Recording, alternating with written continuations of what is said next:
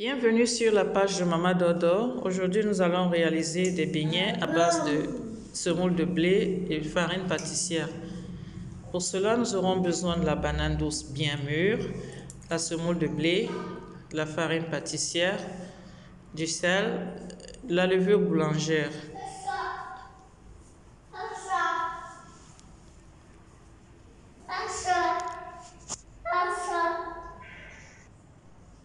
Après avoir bien lavé nos bananes, nous allons les éplucher et les mettre dans une casserole, dans une saladière, dans un mortier, dans une cuvette. Peu importe le choix que vous aurez opéré, l'essentiel est que à la fin, notre mixture puisse tenir dans votre récipient.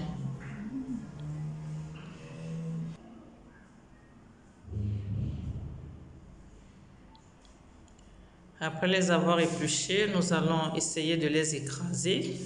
Ici, moi, c'est à l'aide d'une cuillère en bois. Ça peut être un écumoire, ça peut être un presse-patate, ça peut être un pilon. Nous ajoutons une cuillerée à café de levure boulangère sèche. Après avoir mélangé, nous allons ajouter une cuillerée à café de sel de cuisine.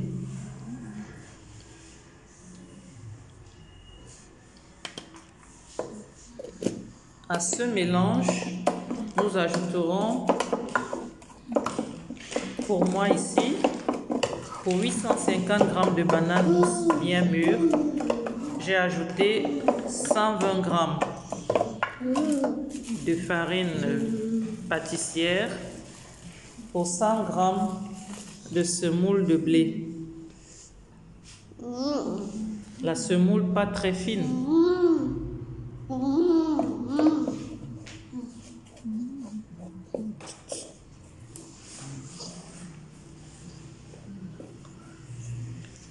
Une semoule de blé qui se rapproche de la farine de maïs.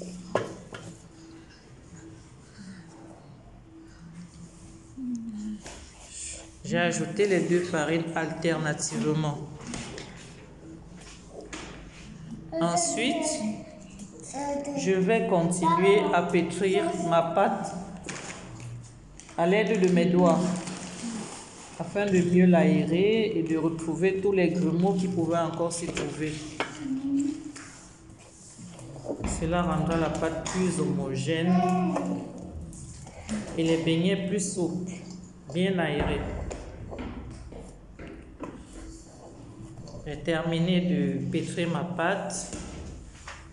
Je vais nettoyer tous les rebords de la casserole, couvrir la pâte et la laisser reposer 1 heure au moins. Puisque le temps n'est plus très chaud par ici, je vais laisser reposer pendant 2 heures. La pâte a levé. Ça chauffe. Alors je vais chauffer mon huile de friture.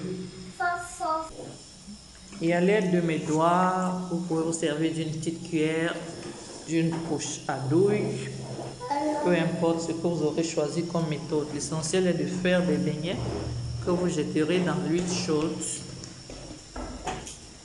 à feu pas très vif afin d'éviter qu'il ne brûle à l'extérieur et ne soit cru à l'intérieur. S'il y en a qui résistent à remonter très vite à la surface, n'hésitez pas à les y forcer un peu en vous servant d'une fourchette ou de votre écumoire si votre casserole est plus large. Alors, quand ils sont bien dorés à mon goût, je vais les retirer. Et voilà nos beignets. Bonne dégustation. N'hésitez pas à liker la vidéo si elle vous a plu, à vous abonner à ma page et à me suivre aussi sur YouTube. Passion, jardinage et pas que.